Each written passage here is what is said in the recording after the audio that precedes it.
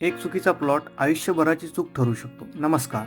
आजचा विषय सुरू करण्याआधी मला तुम्हाला एक साधा प्रश्न विचारायचा आहे. तुम्ही प्लॉट नक्की कशासाठी घेताय? घर बांधून तिथे शांतपणे राहायला की फक्त दाखवण्यासाठी? कडू वाटेल पण सत्य सांगतो. आजकाल एक ट्रेंड आलाय. गुंठेवारीमध्ये 2 गुंठे घेऊन टाकू, रेट वाढले की विकून टाकू. पण या विचारात आपण आपल्या कष्टांच्या पैशांचा जुगार खेळतो. माझ्याकडे रोज लोक येतात. खिशात 50 लाख बजेट असतं.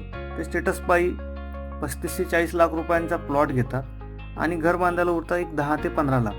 आता तुम्हीच सांगा, 10 ते 15 लाख रुपयात घर बनतं का किंवा घर उभं राहील का? एक खरा किस्सा सांगतो. एक क्लायंट शहराबाहेर स्वस्त प्लॉट घेतात, छान घर बांधतात आणि राहायला शिफ्ट होतात. सुरुवातीला 6 महिने सगळं छान वाटतं, शांतता वाटली त्यांना. पण नंतर लक्षात येतं त्यांच्या मुलांची शाळा खूप दूर आहे, ऑफिस खूप दूर आहे, मुलांना इकडे करमत नाही आहे, हॉस्पिटलची इमर्जन्सी आली तर खूप दूर आहे. शेवटी कंटाळून त्यांनी ते घर सोडलं आणि पुन्हा शहरात भाड्याने राहायला आले. आता परिस्थिती काय? इकडे घराचा EMI चालू आहे आणि शहरात भाडंसुद्धा चालू आहे. यालाच म्हणतात डबल मार. म्हणून पहिला नियम, दुसऱ्यांचा बघून निर्णय घेऊ नका. तुमचा पैसा, तुमची लाईफस्टाईल, तुमच्या गरजा बघा.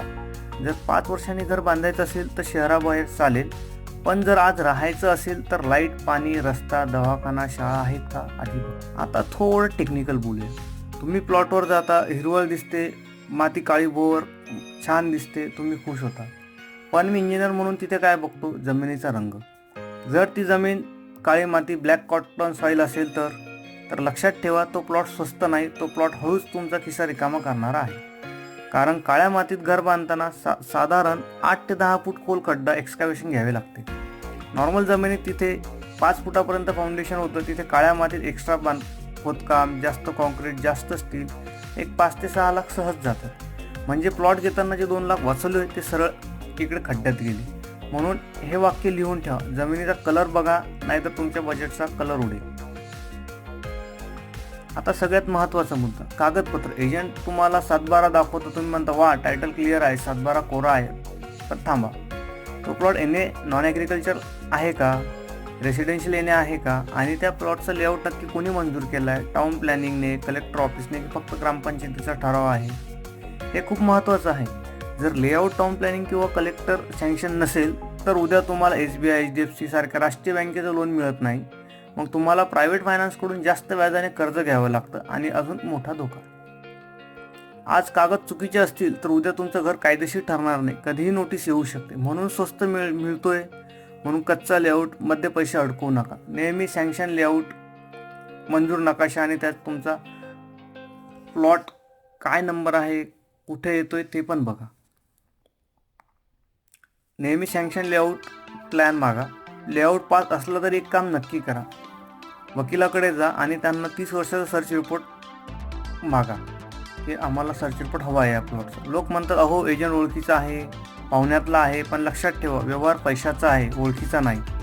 7/12 आज काय परिस्थिती आहे ते सांगतो, पण सर्च रिपोर्ट जमिनीचा इतिहास सांगतो. 10 वर्षापूर्वी यावर कर्ज होतं का, कोर्ट केस होती का, वारसा हक्काचा वाद होता का.